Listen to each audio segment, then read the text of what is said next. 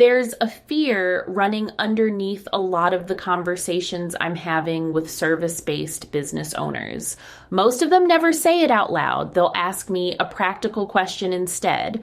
Which tool should I use? How do I set up this automation? What should I be posting? But underneath the practical question, there's a quieter one. And the quieter one is some version of this. If AI can do the thing I built my business on, then what happens to me? I want to take that fear seriously because it deserves to be taken seriously. And then I want to walk you all the way to the other side of it because the answer is genuinely good news. There is one thing AI cannot replace. Not yet, not soon, and I would argue not ever. And once you see clearly what that one thing is, you stop competing with AI on the things it is good at. And you start putting your energy back where it always belonged. That shift is the difference between feeling replaceable and feeling irreplaceable. Same tools, same market, a completely different experience of your own business. In this episode, I am going to be honest with you about what AI actually replaced, because pretending it replaced nothing would be a lie, and you would stop trusting me. Then I am going to show you why the thing it replaced is not the thing your business runs on. I am going to make the case for the one thing that got more valuable, not less, the better these tools got. And then we get practical because this is still that kind of show. I am going to show you how to put AI to work on everything that surrounds your relationships so that you walk into every room, every call, every conversation with your full attention and your full energy intact. By the end, you will have a way of thinking about connection that holds up no matter how good these tools get. A relationship-based consultant in Detroit and a relationship-based consultant in Nairobi are both in exactly the same position here. The tools got cheap for both of them. The thing that grows the business is the same thing in both cities. This episode works wherever you are. So glad you're here, and if this is your first time with the show, welcome in. I'm Makeda Boehm. I've closed nearly $10 million in tech sales over 4 years, earned 7 figures doing it, and here I teach service-based business owners how to use AI, automations, systems, and agents to create more money, time, and options. AI is moving at the speed of daily, and I help you keep up. Let me start with the honest part. AI did replace something. It would be ridiculous for me to stand here and tell you it didn't. What AI replaced is the cost of production, the cost of making things. Not long ago, a polished article took you a few hours or a few $100s paid to a writer. A set of social posts took an afternoon. A decent landing page took a developer, or it took a week of your own fumbling. A research summary took half a day of reading. A first draft proposal took 2 hours and a fresh cup of coffee. All of that, the raw labor of producing the things a business needs, has collapsed in costs. Not reduced, collapsed. It is approaching free and it is getting there fast. I am not mourning that. I want to be really clear because this is not an anti-AI show and I am not an anti-AI person. I think that collapse is one of the best things to happen to small operators in my lifetime. It is the closest thing to a real equalizer the service economy has ever had. A solo practitioner in Lagos or in Cleveland can now produce work at a level that used to require a team and a budget. That is good.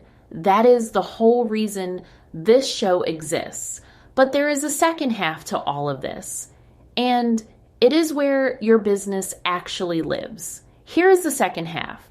When the cost of producing something collapses, that something stops being your differentiator. This is not a feeling. It is just economics.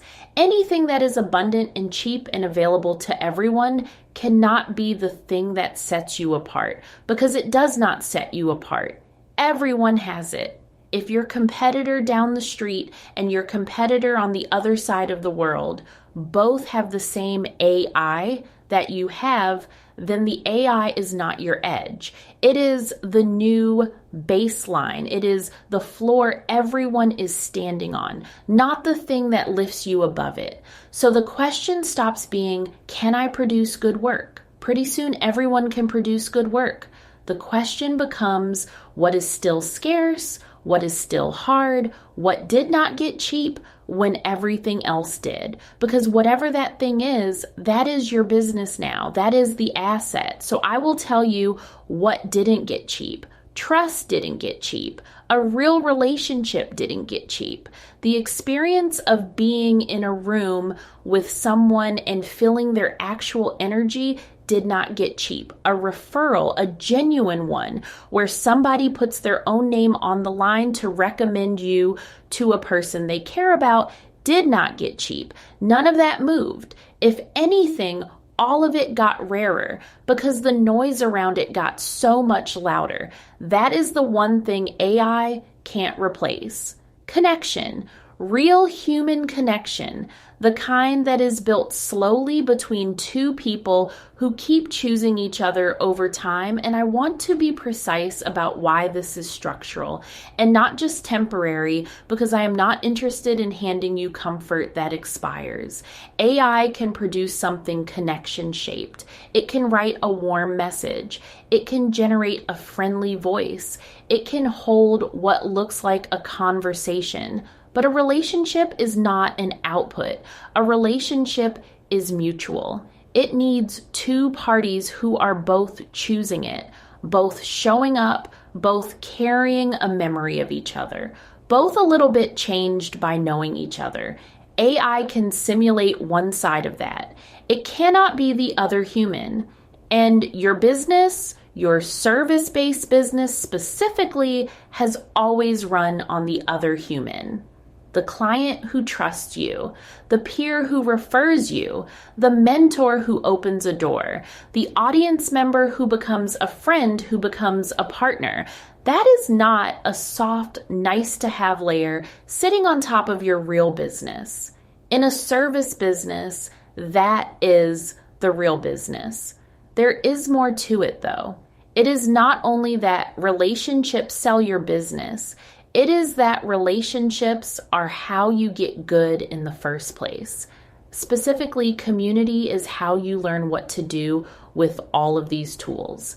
Think about how you actually got better at anything in your work, not from a manual, from people, from being around other practitioners, watching how they think, hearing how they made a hard call, having someone look at your work and tell you the truth about it.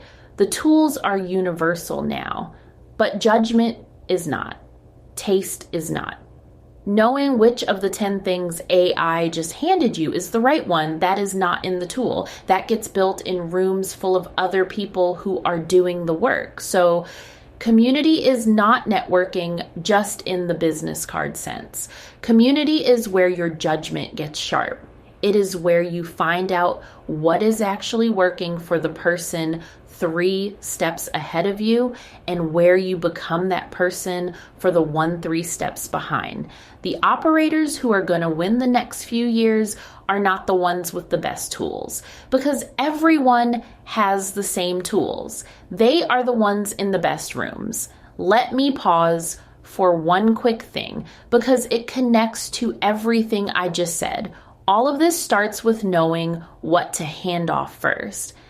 I built a free tool for exactly that, and it is called the AI Employee Report. You answer 11 questions about how your business actually runs, and it gives you back a personalized roadmap. The specific work that AI and automation should be carrying in your business in the order to tackle it. It takes a few minutes. It costs you nothing, and it is at audit.seedandsociety.com. Now, here is where someone usually pushes back, and they are right too. If connection is the human thing, the thing AI can't touch, then does AI have any role at all in your relationships and your networking? Should you just keep all of that fully manual and old-fashioned? And the answer is no. And the truth here holds some nuance. AI has a real role. It is just not the role people assume. AI's job is not the relationship. AI's job is everything around the relationship. Think about a single meaningful professional connection in your business and everything that surrounds it. There is the work before. Knowing who you are about to meet, what they care about, what they are working on, what you might genuinely have in common. There is the work after.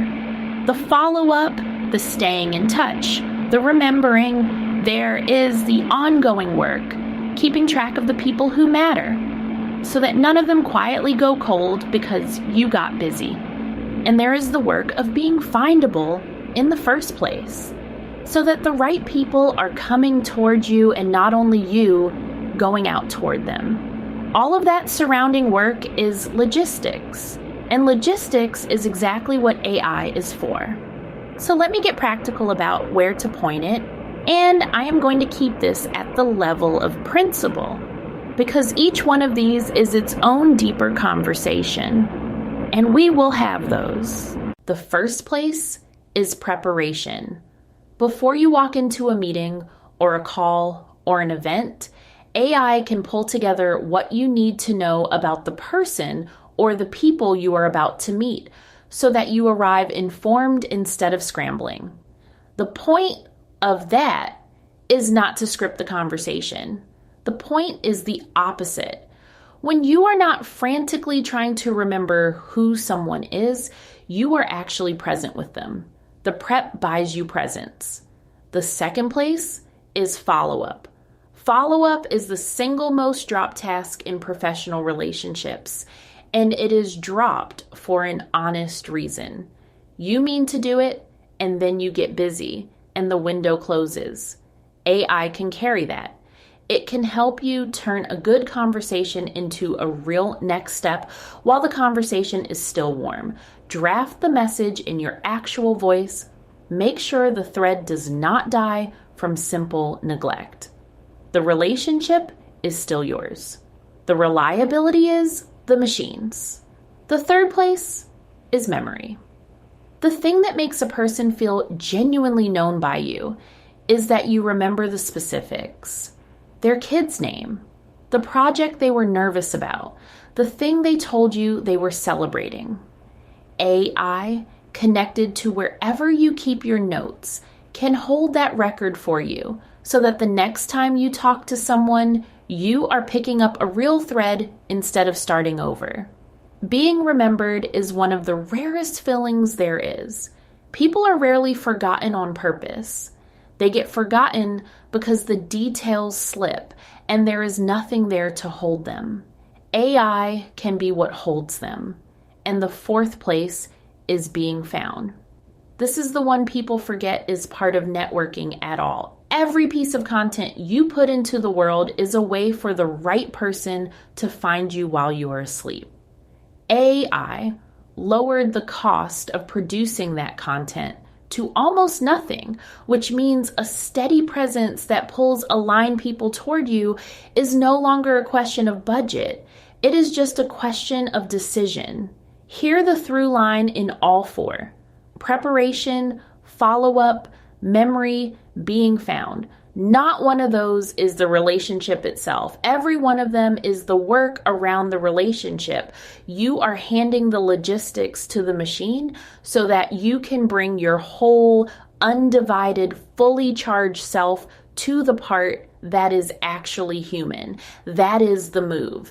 That is the entire philosophy of this show, applied to the most important asset you have. AI does the work around it. You do the connecting, which leaves the connecting itself, the actual human skill of building relationships that last. And I want to say something about that skill plainly because there is a myth around it that holds a lot of people back. The myth is that some people are just naturally good with people and the rest are not. And that's that. It is not true. Being memorable, following through in a way that builds trust, knowing how to turn a first conversation into a real relationship, knowing how to be visible without being loud about it, those are skills. Skills have structure. Skills can be taught and practiced and learned by anyone willing to do the reps. When people ask me where to actually learn that, I point them to the Networking School. It is a membership built by Mindy East around exactly this skill, the human craft of being remembered and building connections that compound. Her framework, the Remember Me Roadmap, moves through defining your direction, building your visibility, and then strengthening your connections, which is the right order, and it lives inside a community, which if you were listening earlier, you already know is the part I care about most. It is one thing to learn a skill from a lesson. It is another thing to practice it inside a room of people doing the same work.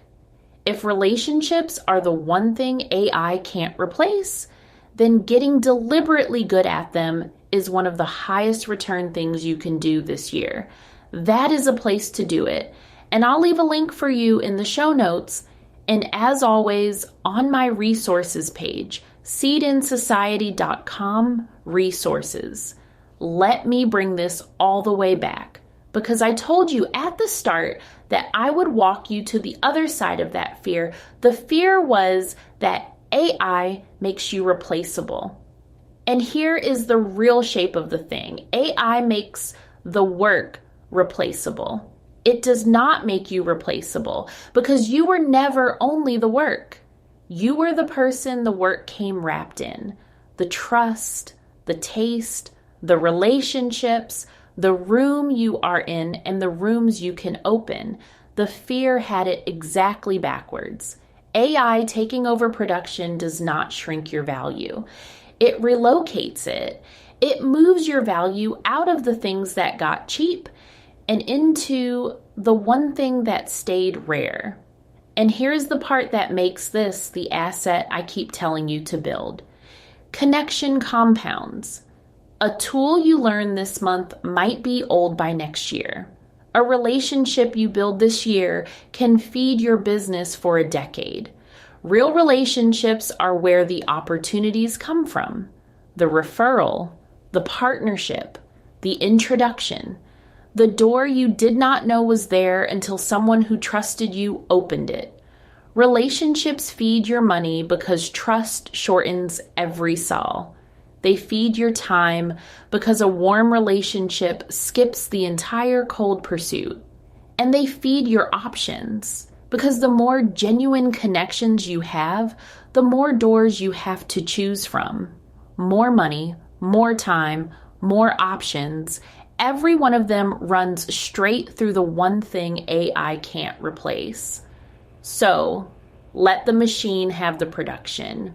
Let it have the logistics, the prep, the follow-up, the drafts, the busy work that used to eat your whole week, and then be just as intentional about the time it hands back. Because the time was never the point either. The time is just the container. What goes inside it is the point, and what goes inside it is your actual life. The conversation that runs 2 hours longer than it was supposed to because nobody wants to leave. The walk with no destination. The ocean. Your kid telling you something that matters to no one but you and you being all the way there for it instead of half listening with your inbox open in your head, the rain on your skin, a long table full of people you love. None of that is a deliverable. None of that shows up on a chart. AI cannot do 1 second of it for you, and it would never want to, and that is not a limitation of the technology. That is the whole point of being a person. This is what connection was always pointing at. The relationships matter, and they matter for every reason I gave you. But underneath the referrals and the trust and the warm introductions, connection matters because it is how a life gets to feel like a life. That is the one thing AI can't replace. Not because the machines are not good enough yet, but because it was always yours to live, and it was never work to begin with. So build the systems, hand off the production, win back the hours, and then go and spend them on a life so full, so present, and so completely your own that no tool could ever come close. Because no tool was ever meant to. If this episode gave you something, get on my free newsletter. Every week I send practical breakdowns, step-by-step guides, and fresh lists of grants and speaking opportunities straight to you. Go to newsletter.seedinsociety.com and add your name to the list. And if it helped, share it with someone who needs to hear it. And rate and review wherever you listen. That is what carries this show to more people. And it genuinely makes a difference. Until next time, continue planting the seeds for a better society.